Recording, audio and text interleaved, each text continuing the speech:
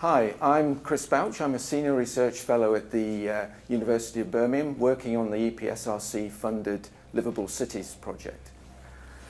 You know, when I hear people talking about the livable city of the future and the transformational engineering that we're going to need to get there, I'm often reminded of the apocryphal story of the city businessman lost somewhere in the countryside. And he comes across a farmer and says, well, how do I get to wherever? And the farmer says, well, I wouldn't start from here.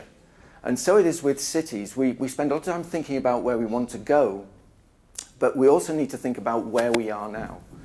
Because without that, we don't have this platform, this firm foundation for modeling our transformational engineering ideas to help us get to the future. Now, the reasons for this are probably that the city is very complicated and complex. Complicated in the sense that we have many infrastructures creating a web where each infrastructure impacts on the other. And so any changes feed through into the rest of the system.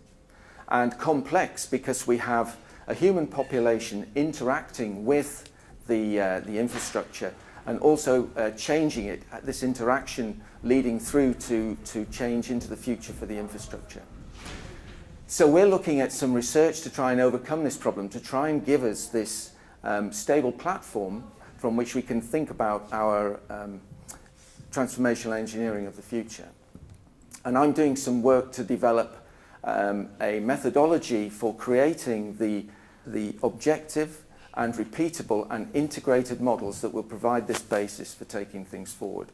So what do I mean by objective? I mean that we're going to use documents, system-related documents, things like standards, policy, operating procedures, to provide the data to build the model.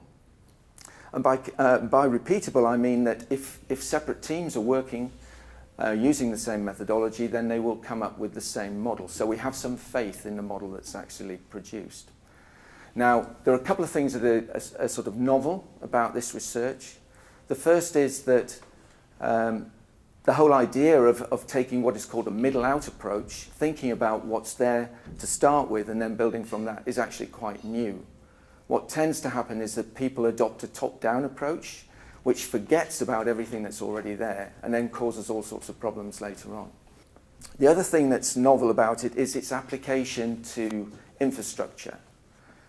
Systems engineering was developed about 50 or 60 years ago to help engineers cope with complexity around the defense and aerospace industry.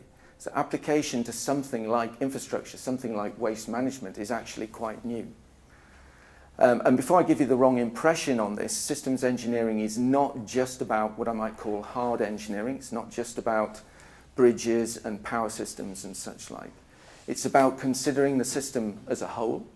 And so you can deal with soft issues like governance, or softer issues like governance. So in terms of benefits flowing from this research, in no particular order and taking the issue of governance, say, to start with. One thing we've found is that application of this methodology to modelling of waste management systems is very interesting in that it's shed light on the really quite massive amount of complexity and complicated connections between infrastructures that there are, which need to be taken account of if you're thinking about the energy, if you're thinking about the waste systems of tomorrow. Then there's the whole issue of flows, another benefit. If you think about cities, they're all about flows of people, data, raw materials, and the interconnecting of these flows provide the civilized life that we all like to see. And the study of these flows is part of something called urban metabolism. But urban metabolism has tended to focus on the high level, the flows into the city and the flows out of the city, and hasn't really considered what happens in the city itself. So these models will be a very strong foundation to think more closely about what happens with flows in the city.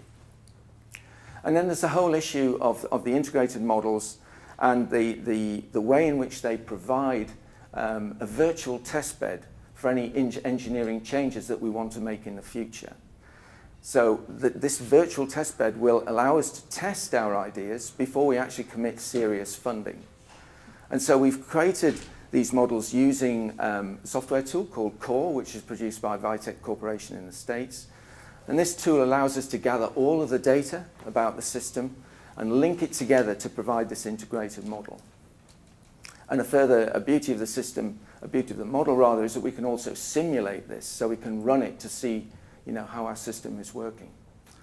So in terms of what next, well, we're testing the methodology on a number of case studies. One in particular is the development of a new waste management system in Birmingham. And we'll be producing some papers on that in the near future. So keep an eye out on this website or drop me an email and I'll keep you up to date with what's happening. Thank you very much.